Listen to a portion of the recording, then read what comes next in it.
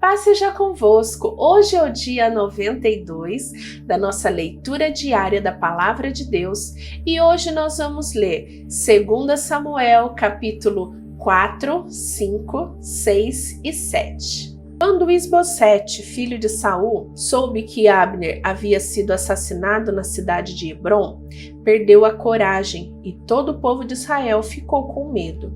Havia 2 oficiais de Isbosete que comandavam os ataques rápidos ao território inimigo. Eles se chamavam Baaná e Recabe e eram filhos de Rimom, da cidade de Beerote, da tribo de Benjamim. A cidade de Beerote é considerada como parte do território de Benjamim. Os antigos moradores de Beerote haviam fugido para a cidade de Gitaim e eles vivem ali como estrangeiros até hoje. Quando Saul e Jonatas foram mortos em Jezreel, Mefibosete, filho de Jonatas, tinha 5 anos de idade. Ao chegar a notícia da morte de Saul e de Jonatas, a mulher que cuidava de Mefibosete o pegou e fugiu, mas estava com tanta pressa que o deixou cair, e ele ficou manco. Recabe e Baaná foram para a casa de Isbosete, e chegaram lá quando ele estava tirando a sua soneca depois do almoço. A mulher que estava na porta peneirando trigo havia ficado com sono e estava dormindo. Por isso, Baaná e Recabe entraram em silêncio. Foram ao quarto aonde Isbosete dormia um sono pesado e o mataram. Então cortaram a cabeça dele e o levaram consigo. Eles caminharam a noite toda pelo vale do rio Jordão. Quando chegaram a Hebrom, mostraram a cabeça de Isbosete ao rei Davi e disseram: "Aqui está a cabeça de Isbosete, filho do seu inimigo Saul, que queria matá-lo. Hoje o Senhor Deus vingou o rei, meu senhor, de Saul e os seus descendentes." Davi respondeu: "Eu agarrei e mandei matar os mensageiros que foi ao meu encontro na cidade de Ziclague, pois ele, pensando que estava me dando uma boa notícia, me contou a respeito da morte de Saul. Agora juro pelo Senhor, o Deus vivo, que me salvou de todos os perigos, que eu castiguei muito mais os homens traiçoeiros que mataram o inocente que estava dormindo na sua própria casa. Agora vou me vingar de vocês por terem matado o Isbosete e vou varrer vocês da face da terra." Então Davi deu ordem, e os seus soldados mataram Recabe e Baaná.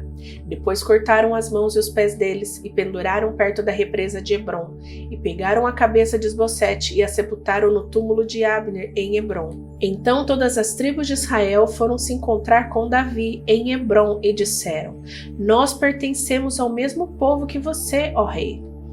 No passado, quando Saul era nosso rei, você comandou o povo de Israel na batalha, e o Senhor lhe disse que você seria comandante e governador do povo dele." Assim, todos os líderes de Israel foram se encontrar com Davi em Hebrom.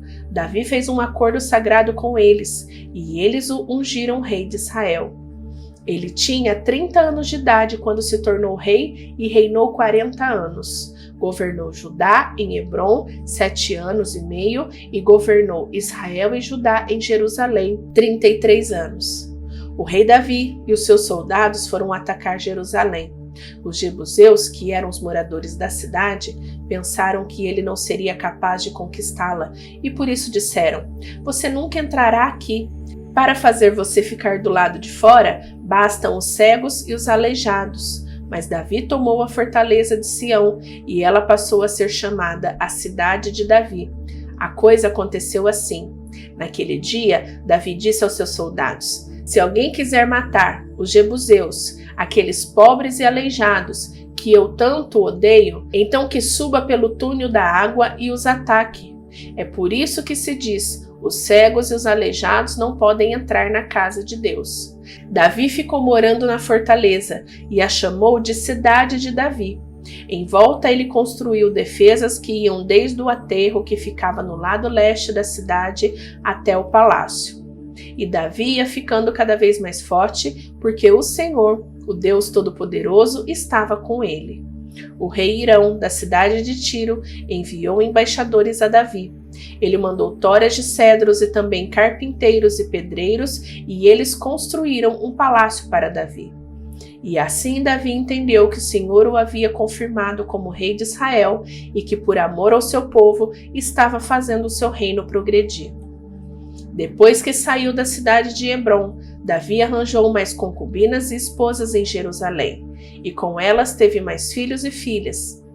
Os filhos de Davi que nasceram em Jerusalém foram Samua, Sobabe, Natã, Salomão, Ibar, Elisua, Nefeg, Jafia, Elisama, Eliada, Elifelete.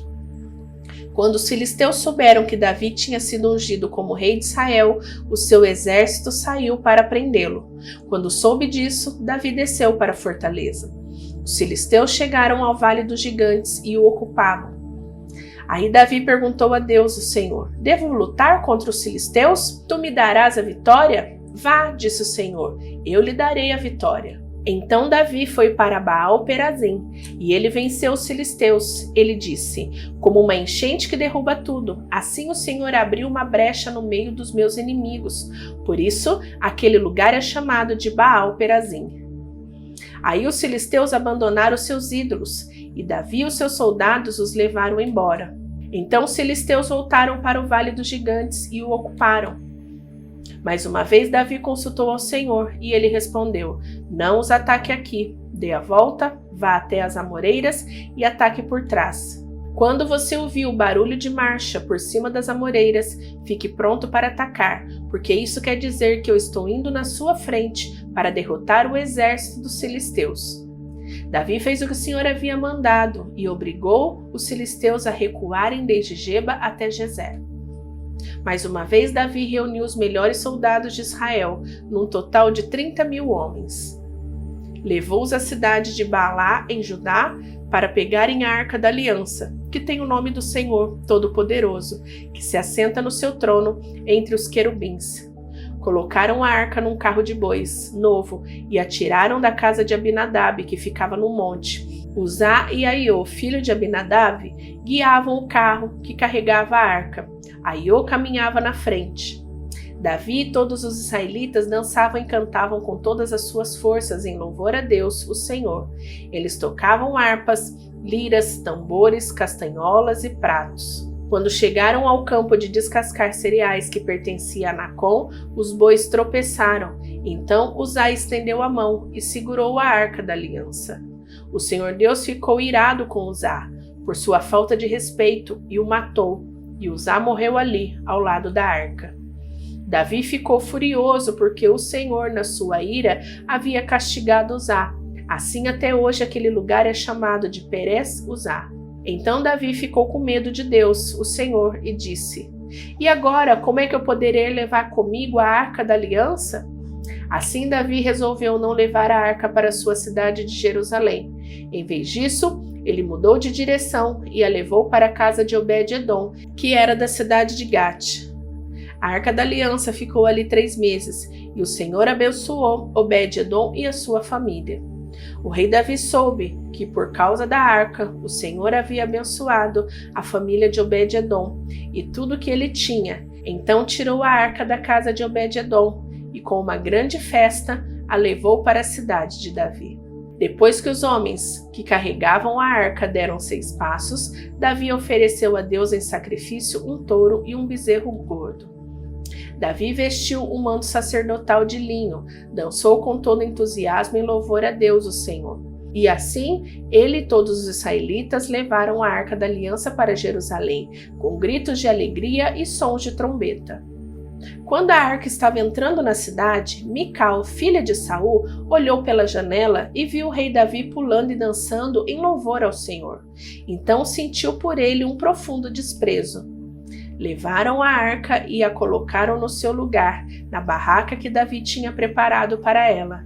Então ele ofereceu a Deus, o Senhor, sacrifícios que foram completamente queimados e ofertas de paz. Quando acabou de oferecer os sacrifícios e as ofertas, Davi abençoou o povo em nome do Senhor Todo-Poderoso e depois deu a cada homem e a cada mulher de Israel um pão, um pedaço de carne assada e passas. Em seguida, todos foram para casa. Davi voltou para casa a fim de estar com a sua família, e Mical, filha de Saul, saiu para encontrá-lo. ela disse: "Que bela figura fez hoje o rei de Israel! Parecia um sem vergonha, mostrando o corpo para as empregadas dos seus funcionários." Davi respondeu: "Eu estava dançando em louvor ao Senhor, que preferiu me escolher em vez de escolher o seu pai e os descendentes dele e me fez líder de Israel, o seu povo. Pois eu continuarei a dançar em louvor ao Senhor e me humilharei ainda mais diante dele. Você pode pensar que eu não sou nada, mas aquelas moças de quem você falou vão me dar muito valor." E Mical, filha de Saul, nunca teve filhos. O rei Davi conseguiu controlar completamente o seu reino, e o Senhor Deus o livrou de todos os seus inimigos. Um dia Davi disse ao profeta Natã: "Veja só, aqui estou eu, morando numa casa revestida de madeira de cedro, enquanto a arca da aliança está guardada numa barraca." Natã respondeu: "Faça tudo o que quiser, porque o Senhor Deus está com você." Mas naquela noite o Senhor disse a Natã: "Vai e diga ao meu servo Davi que eu mandei dizer o seguinte: não é você a pessoa que deve construir um templo para eu morar nele. Desde que tirei do Egito o povo de Israel e até hoje eu não tenho morado em nenhum templo, tenho viajado morando numa barraca. Em todas as minhas viagens com o povo de Israel, nunca perguntei aos israelitas que escolhi por que razão eles não construíram para mim um templo revestido de cedro. Portanto, diga ao meu servo Davi que eu, o Senhor Todo-Poderoso, digo o seguinte: eu tirei você do trabalho de cuidar de ovelhas nos campos, para que governasse o meu povo de Israel. Estive com você em todos os lugares por onde tem ido, e conforme você foi avançando, eu defendi de todos os seus inimigos. Eu farei com que você seja famoso, tão famoso quanto os maiores líderes do mundo. Escolhi um lugar para o meu povo de Israel e o fiz morar ali, aonde eles viverão em paz. Desde que entraram nessa terra, eles têm sido atacados por povos violentos, mas isso não acontecerá mais. Eu prometo que livrarei você de todos os seus inimigos e que lhe darei descendentes. E quando você morrer e for sepultado ao lado dos seus antepassados, eu colocarei um dos seus filhos como rei e tornarei forte o reino dele. Será ele quem construirá um templo para mim, e eu farei com que os seus descendentes governem para sempre. Eu serei o pai dele, e ele será o meu filho. Quando ele errar, eu o castigarei como um pai castiga seu filho. Porém, não retirarei dele o meu amor, como fiz com Saul, para que você pudesse ser rei. Você sempre terá descendentes, e eu farei com que o seu reino dure para sempre, e a sua descendência real nunca terminará." E Natã contou a Davi tudo o que Deus lhe havia revelado. O rei Davi entrou na barraca, sentou-se e orou assim: "Ó Senhor, meu Deus, eu não mereço tudo o que fizestes por mim no passado, e a minha família também não merece. E como se as bênçãos do passado ainda fossem poucas, agora estás fazendo promessa a respeito dos meus descendentes do futuro, e deixastes um homem ver isso, ó Senhor, meu Deus. O que mais posso te dizer? Tu me conheces, pois sou teu servo. Era o teu desejo e propósito fazer isto, e tu me deixaste saber de todas essas grandes coisas. Como és grande, ó Senhor, nosso Deus, não há ninguém igual a ti. Como temos ouvido dizer, somente tu és Deus, não existe outro. Não há nenhuma outra nação na terra como o teu povo de Israel, que libertastes para ser o seu próprio povo. Tu te tornastes famoso e fizestes grandes e maravilhosas coisas por eles. Tu libertastes o teu povo do Egito e expulsastes as outras nações e os seus deuses conforme o teu povo ia avançando. Ó Senhor, tu fizestes com que o teu povo de Israel fosse teu para sempre e te tornaste o seu Deus. E agora, ó Senhor, nosso Deus, confirma a promessa que fizeste ao meu respeito e a respeito da minha família e cumpre o que disseste que ia acontecer. A tua fama será grande e para sempre as pessoas dirão: o Senhor Todo-Poderoso é o Deus de Israel, e tu farás com que sempre haja reis entre os meus descendentes." Senhor Todo-Poderoso, Deus de Israel, eu tenho coragem para te fazer esta oração, porque revelastes a mim, teu servo, que farás com que os meus descendentes sejam reis.